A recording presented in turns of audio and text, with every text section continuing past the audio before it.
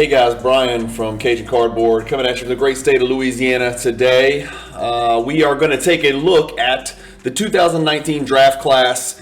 We're going to pick out who I think are the 5 best players that are right on the precipice of greatness, and some have already started to show signs of that greatness.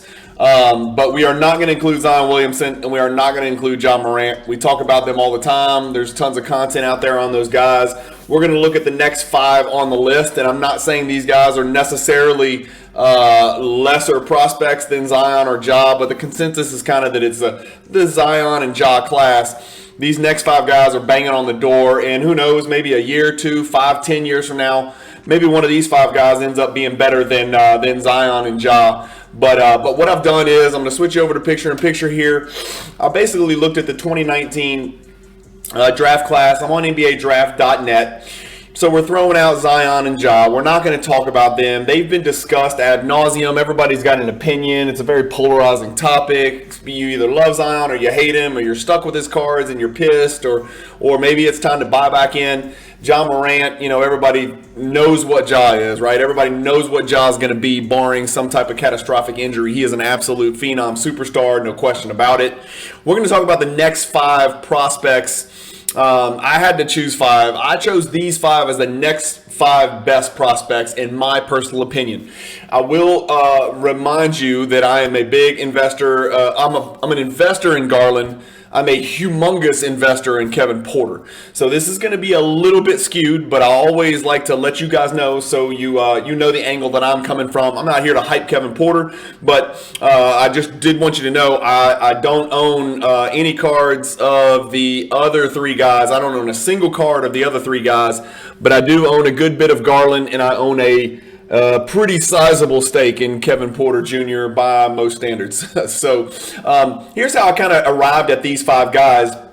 RJ Barrett was drafted 3rd to the Knicks. He's in for sure, just based on what he's done this year. He's taken a really big jump forward, putting up numbers. His stats have improved markedly this year in New York, despite their lack of team success. He's kind of the A2 option along with Julius Randle. He's shooting the ball poorly, and we're going to look at that in a second. But RJ Barrett is going to be part of our analysis today. Deandre Hunter, he just hasn't been consistent enough offensively. I think everybody sees the potential. Early, he was compared to, Kawhi Leonard 2.0, whatever. The jury's still out. Again, this is 2019, so some of these guys are babies. I am definitely not throwing them out of the picture of possibly being, good NBA players, rotation players, all-stars, or even superstars. But DeAndre Hunter doesn't make our list of the next 5. Garland clearly does, okay? So Garland is definitely going to be in the 5 cards and the 5 players that we're going to look at as far as 2019's next 5 best. Culver has not panned out yet. For whatever reason. Kobe White does not make it in the top 5. Hayes, no. Hachimura, no. Reddish, no. Cameron Johnson, good role player, but no. PJ Washington, not there yet. Tyler Hero gets in, okay? So we're going to take a look at Tyler Hero. Romeo Langford, it's too early. He's shown a few flashes. I'm really just not sure on him. I believe he does have potential, and I know he's super young, but he's not going to make it into our top 5 we're going to look at today. Dumbuya, no. Okiki, no, although he's doing some things on an Orlando G League team, so he's got the opportunity.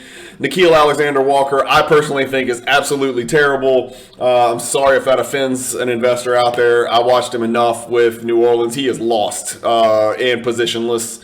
Goga Batadze, nice little role player, but no. Samanic, no. Tybal only plays defense and shoots the occasional corner 3, but he is an elite defender, not in our top 5. Clark, not in our top 5. He's a rim-running, undersized big. Grant Williams, same thing. Doesn't make it. Great role player. The super nasty, physical, Corliss Williamson type dude for the Celtics. Has his role, but no. Baisley, no. Just outside. Tremendous potential with Baisley. I really like him.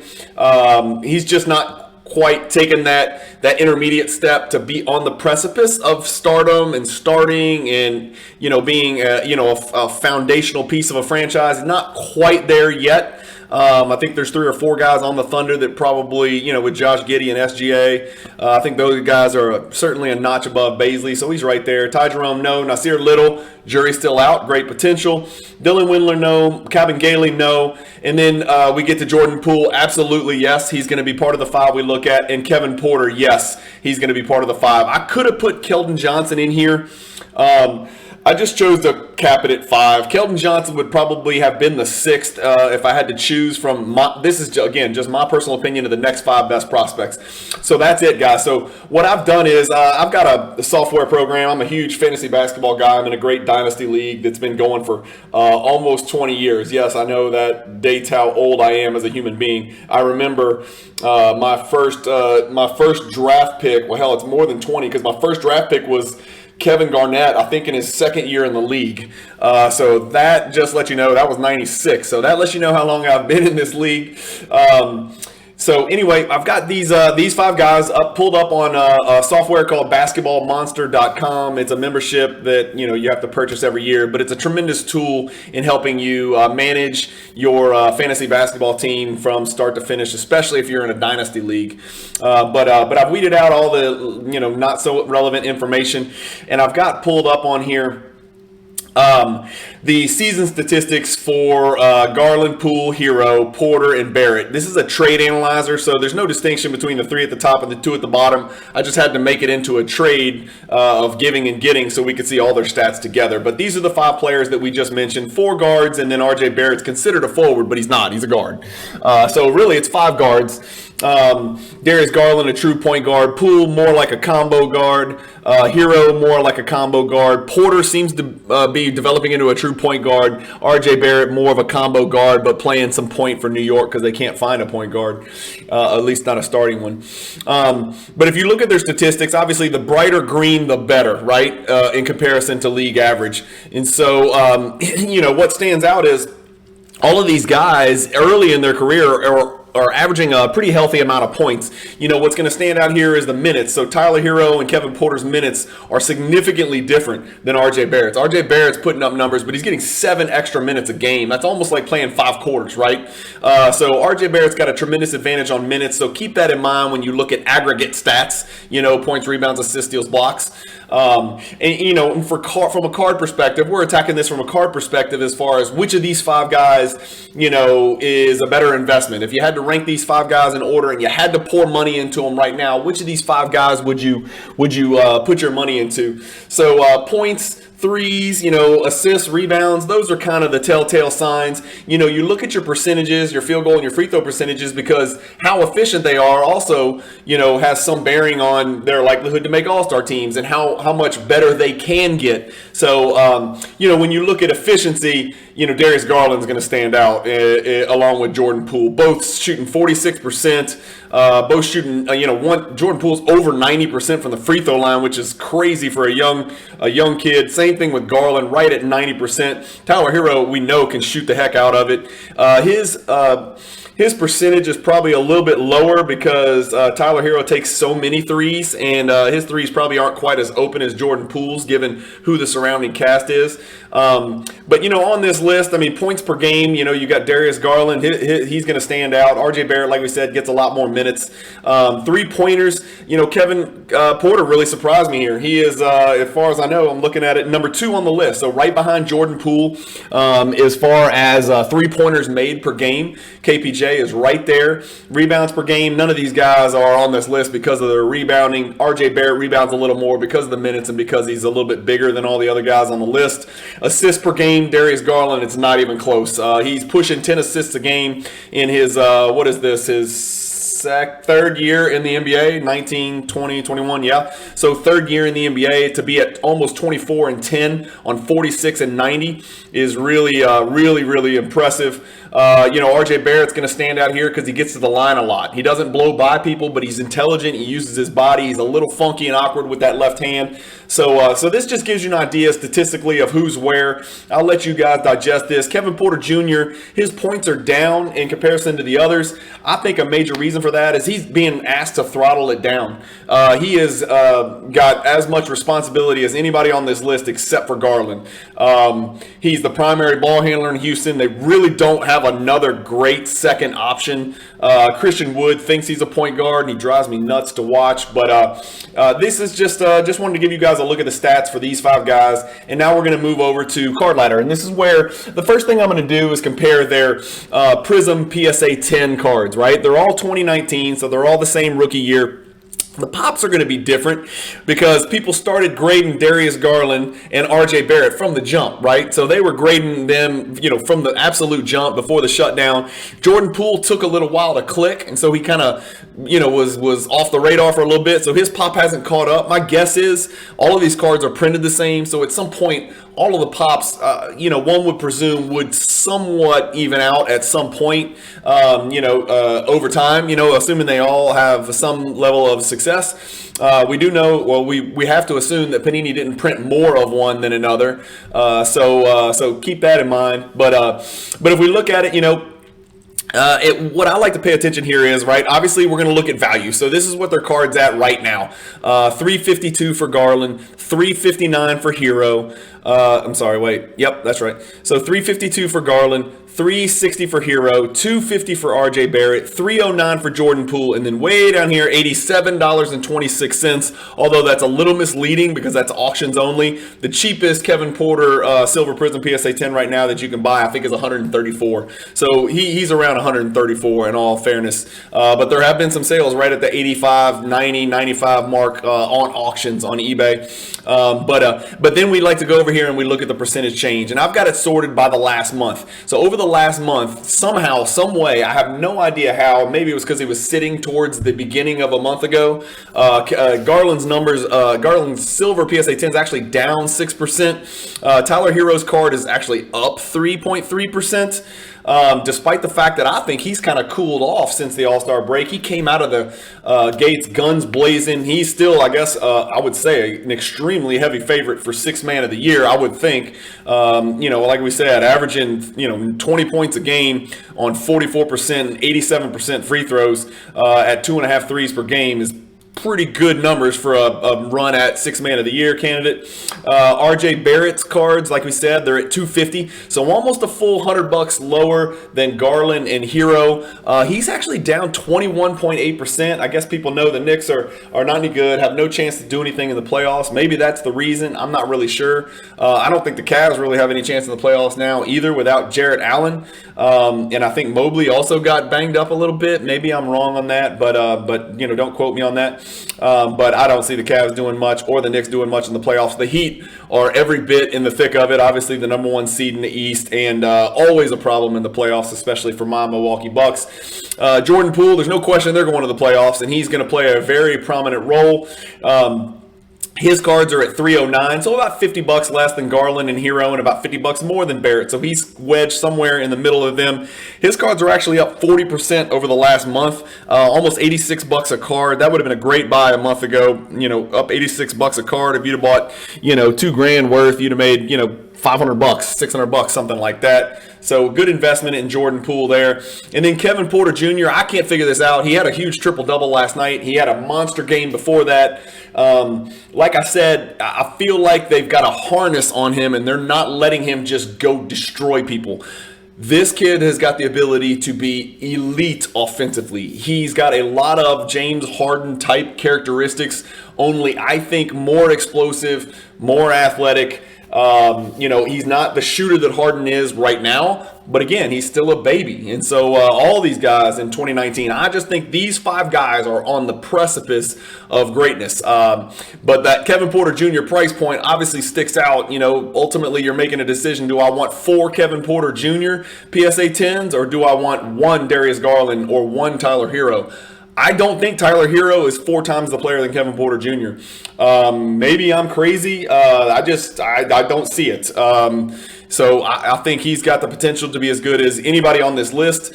If you ask me to pick who I think is the absolute can't miss 100% sure thing on this list, it's Darius Garland. I'm invested in Darius Garland before I invest in Zion Williamson. Given the price point, I'm probably investing in Darius Garland over Ja Morant. Darius Garland plays a pretty solid, the way he plays the game is not as, I don't want to use the word reckless, we'll just say aggressive. When I think Ja Morant, I think Derrick Rose, I think, Iverson,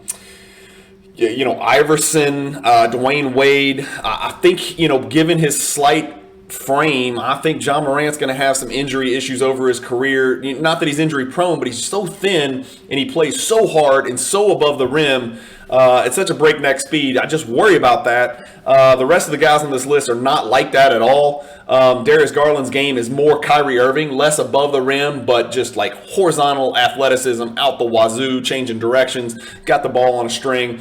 But this is just giving you an idea of their Silver Prism PSA 10s. And again, I'm not saying go out and buy silver PSA 10s. That's just kind of become silver's the new base, right? That's kind of my phrase lately.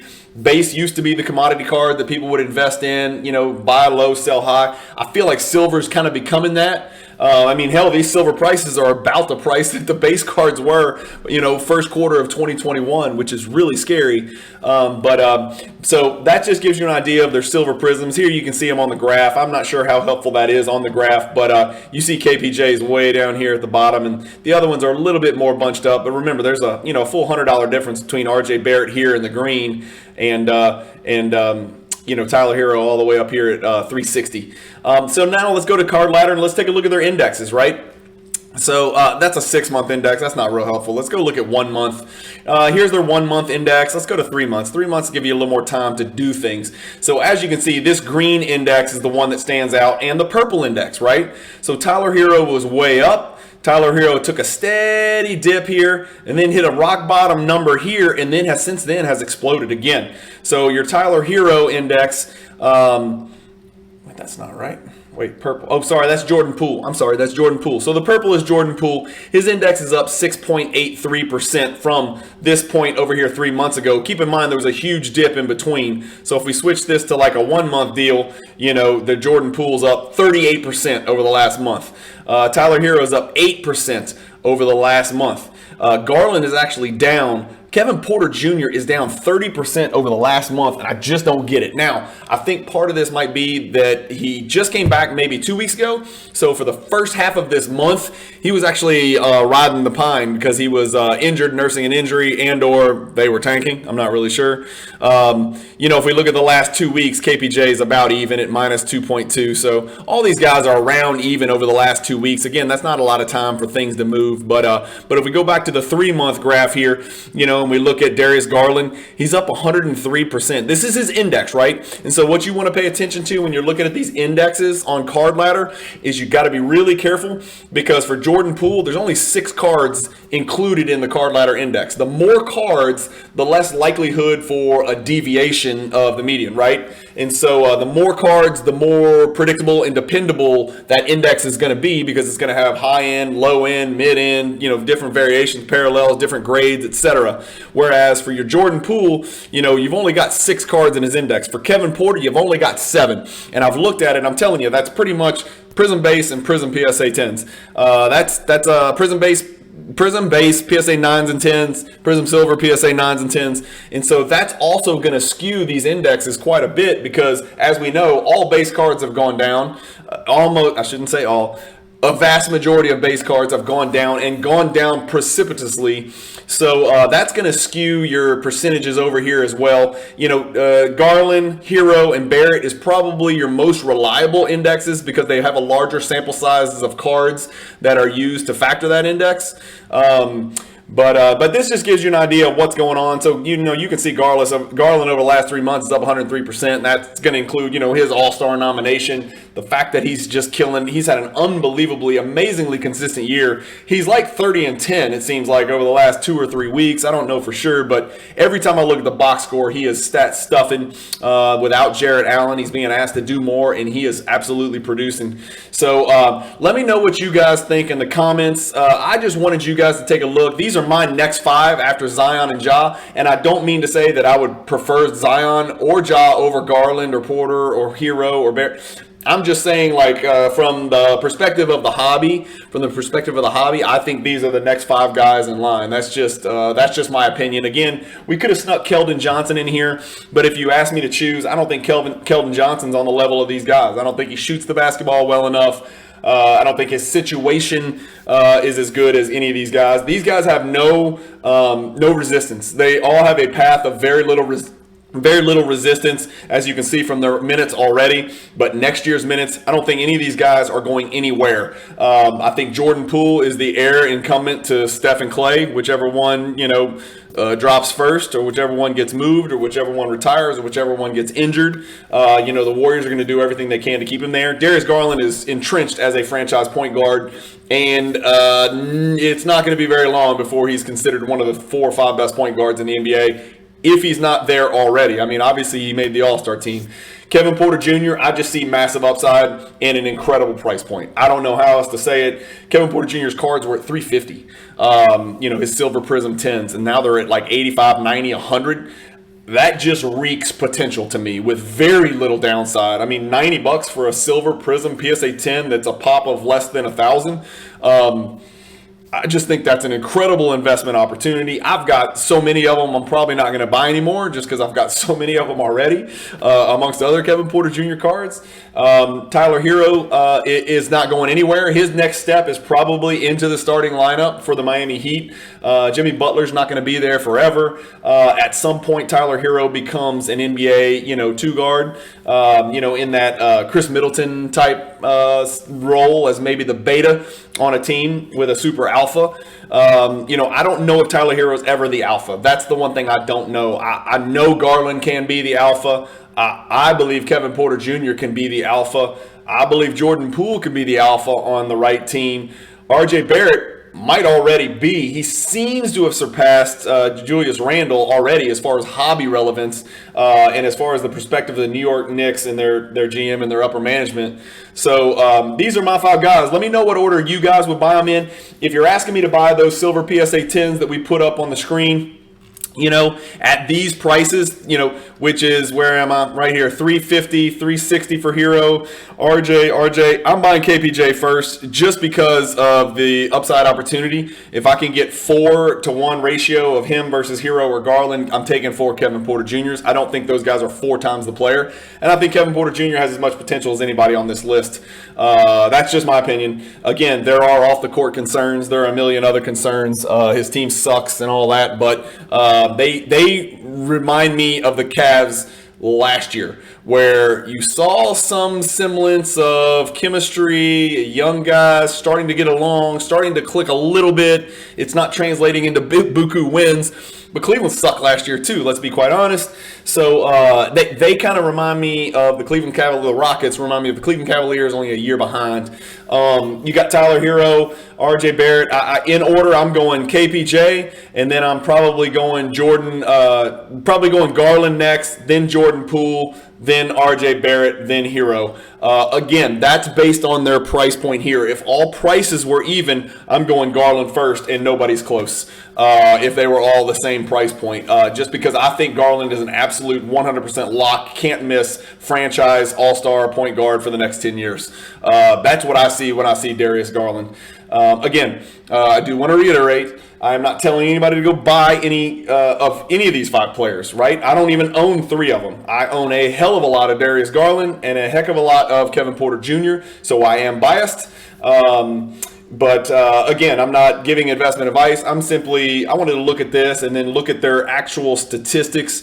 Sometimes the media shapes the narrative, but the statistics don't lie. There are other factors to consider when looking at statistics, like how many minutes RJ Barrett's getting, like what percentage KPJ and RJ Barrett are shooting. It's atrocious and paltry. What their free throw percentage is. It's absolutely terrible. I mean, if KPJ shot free throws like Garland, he'd probably average over 20 points a game, or something close to it, maybe 19 points a game. But anyway, that's just my thoughts, guys. I wanted you guys to see and make your own decisions. But wanted to kind of shine a light on that 2019 draft class and talk about some players that are in there other than Zion and Ja. That's it. That's all I got for today. There was not much more to it. No magic formula, no surprise endings. Just wanted to throw that out there and see what you guys thought in the comments about those 5 prospects. I am always a GOATs over prospects guy. But you know what? It's just so fun to invest in ultra-modern prospects and watch them flourish and watch them play and live and breathe and live and die with their box scores and watch their games on League Pass. I absolutely love it. It's just a big reason why ultra-modern cards are so popular. People like to watch players that are playing now. That being said, I've always said the bulk of my collection is in established players who are done. The Jordans, LeBron, his legacy is established. It is what it is. Jordan, LeBron, Shaq, those are kind of my mainstays, my primary PCs, 86 Fleer set, Precious Metal Gems Red. Cards that I don't anticipate will go down, certainly they won't go down for injury or performance or anything like that. Always, make good decisions how you diversify your portfolio as far as your risk tolerance and just kind of go from there. But as far as ultra-modern prospecting goes, it's just fun. I don't know what else to say. I love doing it. And those are 5 guys to keep an eye on, guys. So anyway, thanks for watching. Keep collecting. Stay positive in the hobby, and peace.